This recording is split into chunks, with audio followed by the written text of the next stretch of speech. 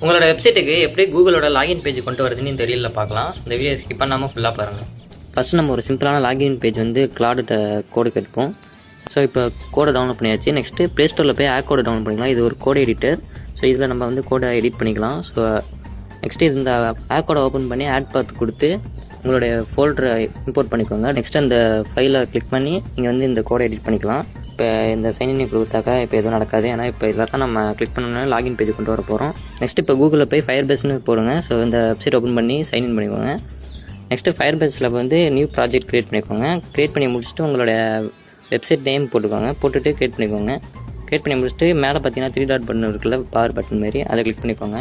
அதை கிளிக் பண்ணி பில்டுன்னு இருக்கும், அதை கிளிக் பண்ணி ஆத்தென்டிகேஷன் கிளிக் பண்ணி சைன்இன் மெத்தட்ஸ் இருக்கும்.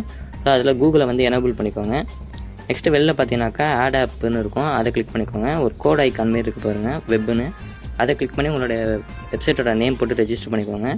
ரெஜிஸ்டர் பண்ணால் உங்களுக்கு ஒரு கான்ஃபிக் ஃபைல் இருக்கும். ஸோ அதை காப்பி பண்ணி வச்சுக்கோங்க. நெக்ஸ்ட்டு கீழே கண்டினியூ டு த கன்சோல்னு இருக்குது பாருங்கள், அதை கிளிக் பண்ணிக்கோங்க. இப்போ இந்த காப்பி பண்ண கான்ஃபிக் ஃபைலை பார்த்தீங்கன்னாக்கா நம்ம வந்து நம்மளோட கோட் ஓப்பன் பண்ணிக்கலாம். கோடில் பார்த்தீங்கன்னாக்கா கான்ஃபிக் ஃபைல் ஆல்ரெடி கிளாட் கொடுக்கும்போதே பார்த்தீங்கன்னாக்கா ப்ளேஸ் ஹோல்டர் வச்சு இந்த இது கொடுத்துருக்கோம். ஸோ அதை அப்படியே ரீப்ளேஸ் பண்ணி நம்ம காப்பி பண்ணதை இங்கே பேஸ்ட் பண்ணிடுவோம். இதை பேஸ்ட் பண்ணி சேவ் பண்ணிக்கோங்க. நெக்ஸ்ட்டு இந்த சேவ் பண்ணதை பார்த்தீங்கன்னாக்கா நம்ம வந்து போஸ்ட் பண்ண போகிறோம். நான் கிட்டப்பில் தான் பண்ண போகிறேன்.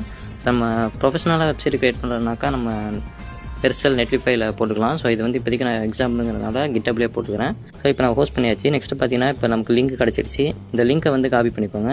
இந்த லிங்க்கை காப்பி பண்ணிட்டு நெக்ஸ்ட்டு ஃபயர்பேஸ் போய்க்கோங்க. ஃபயர்பேஸில் அதே பில்டில் போய் ஆத்தென்டிகேஷனில் பண்ணினாக்கா கடைசியாக வந்து செட்டிங்ஸ்னு இருக்கும். செட்டிங்ஸை கிளிக் பண்ணி ஆத்தரைஸ்டு டொமைன் ஒரு ஆப்ஷன் இருக்குது பாருங்கள். இதை கிளிக் பண்ணி ஆட் டொமைன் கொடுத்து இந்த டொமைன் ஆட் பண்ணிக்கோங்க. ஸோ ஆட் பண்ண அவ்வளோதான். இப்போ நம்மளோட வெப்சைட்டை ஓப்பன் பண்ணி பார்த்தாக்கா இந்த சைன்இன் வித் கூகுள் கொடுக்குறோம் பாருங்கள். கொடுத்தோன்னே நமக்கு இப்போ வந்துருச்சு பேஜ். ஸோ இப்படி தான் நீங்கள் வந்து ஆட் பண்ணிக்கலாம் உங்களோட வெப்சைட்டுக்கு.